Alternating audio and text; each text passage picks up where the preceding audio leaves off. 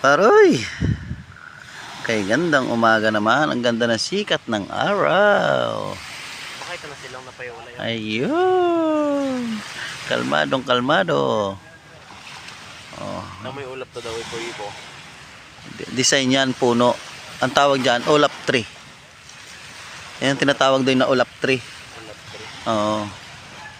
Bago may hagdanan, no? Oo. May ulap. Adi star tree naman yon. May hagdanan. Oh. Sarap maligo. Oh.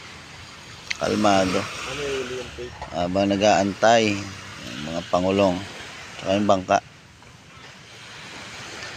Si chair vice chairman try ko dito.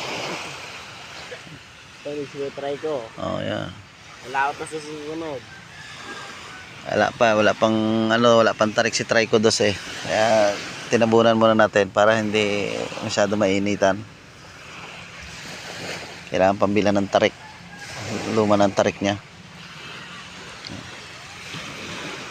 Pang-responde na lang yan pag kailangan ng tulong ni Trico Uno. Pag nakahuli ng malaking isda, yung nangangain ng tao. Tsaka pupunta kami ni Andoy. Basta malapit lang, wag lang sa malakas ng alon. Yoy. Yung dumating na yon parang walang huli. At hila-hila ang kanyang mga service. Kinulang, kinapos sa gasolina. Bumitaw na yung dalawa eh, ayun oh. Bumitaw na sila. Mukhang may mga pahuling pangulong na iba. Kasi dadatingan yung mga mamimili oh. Ayun sa port. Maraming tao. Ito padating na Sareno. Nasareno to doy, di ba? Tawal lang. Yan, pag maraming huli yan, may pang-ulam na naman tayo diyan. Ayaw nga sa ino. Mabait ang kapitan yan. Shout out sa kapitan diyan, tsaka yung mga ibang crew.